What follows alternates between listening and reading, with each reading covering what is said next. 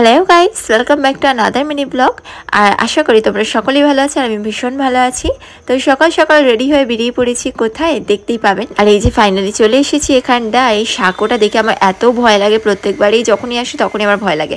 আর এই দেখুন কি সুন্দর করে সাজানো হয়েছে প্যান্ডেলটা। আর বাই দ্য ওয়ে আজকে লুকটা আমার কেমন আছে অবশ্যই জানাতে বলবেন না কমেন্ট সেকশনে। আর এই যে ফার্স্টে দেখা হয়ে গেছে দিদার সাথে, আর তারপরে দেখা হলো মিমির সাথে, তারপরে রাজ আর মিশোকে হাই বলে দিলাম। আর এখানে পাশের ঘরে এসে দেখি বৃদ্ধির সব নিয়ম পালন যা যা থাকে সব শুরু হয়ে গেছে অলরেডি। আর এখানটায় দুটো ছোট্ট বনু ছিল, তারা গোপুসোনাকে রেডি করছিল। আর এই যে আমার সেই মিষ্টি বনুটা, আমার মামাতো মেয়ে, কি মিষ্টি লাগছে না। কয়েকদিন আগেই আপনারা ব্লগে নিশ্চয়ই দেখেছেন যারা যারা আমাকে ফলো করেন। আর এই দেখুন ওদের ছাদের মধ্যেই করা হয়েছিল, যেখানটায় ব্রাইড বসে সেই জায়গাটা। আর ওদের বাড়িতেই হয়েছে মেনলি বিয়েটা, খুব সুন্দর করে সাজানো হয়েছিল প্যান্ডেলটা। আর তারপরে আমরা এসেই বেরিয়ে পড়েছিলাম ওর ফটোশ্যুটের জন্য, ভিডিও শ্যুট, ফটোশ্যুট এইসব হচ্ছিল। বাই দ্য ওয়ে যারা নতুন দেখছেন তারা তো অবশ্যই চ্যানেলটা সাবস্ক্রাইব করতে একদমই ভুলবেন না, hit the bell icon for notification. And friends আর ফ্যামিলির সঙ্গে অতি অবশ্যই শেয়ার করে দিতে একদমই ভুলবেন না। তো ফিরে আসা যাক ভিডিওতে।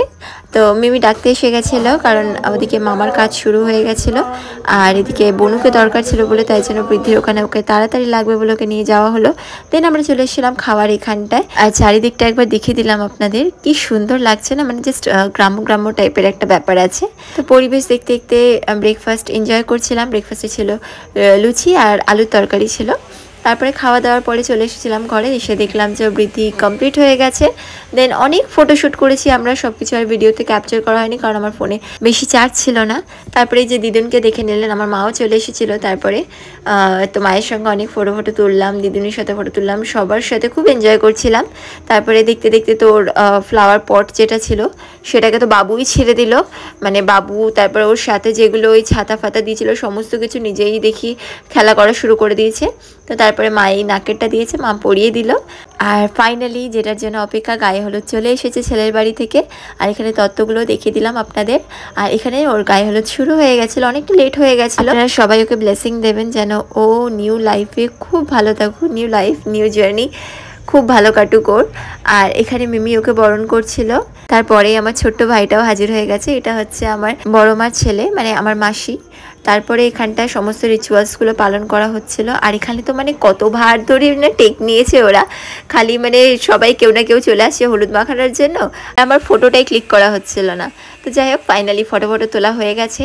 তারপরে আমার মিমির নাচ দেখুন, মানে প্রথমবার আর কি দেখলাম আমার মিমিকে ডান্স করতে, কারণ আমার মিমি খুব শান্ত, মানে একদম চুপচাপ থাকে। আর এই যে আমি বনুকে গায়ে হলুদ দিয়ে দিলাম, দিয়ে তারপর আমি খুব একটা খেলিনি কারণ মেকআপ বসবে না বলে রাত্রিবেলা, ওই কারণে আমি মেকআপের জন্য বেশি হলুদ মাখিনি। আর এই দেখুন কি সুন্দর নাচ করছে। আমি গানটা দিতে পারছি না কারণ গান দিলে তো আর কি কপিরাইট চলে আসবে। এখন এমন সিস্টেম হয়ে গেছে, একটু হালকা করে গান চালালে কপিরাইট চলে আসে। তো দেখুন ওরা খুব এনজয় করছিল, এনজয় করে করে ডান্স করছিল। আর আমি ওখানটা ছিলাম না কারণ ভোরবেলা থেকে যেই আর কি রিচুয়ালসগুলো করা হয় সব 5 জন মিলেই করা হচ্ছিল, তো আমি ওই জন্য ওখানে ছিলাম না। তো যাই হোক এখানে ভাই আর মা একটু বাবুকে আদর করছিল। তারপরে স্নান টান হয়ে যাওয়ার পরে ও মেকআপ করতে চলে গেছে, আর আমরা দিকে খেতে চলে এসেছিলাম কারণ অনেকটা লেট হয়ে গেছে, আবার রাত্রিবেলা তাড়াতাড়ি আসতেও তো হবে। তো নেক্সট পার্টটা খুব তাড়াতাড়ি আসে, দেখতে ভুলবেন না। বাই।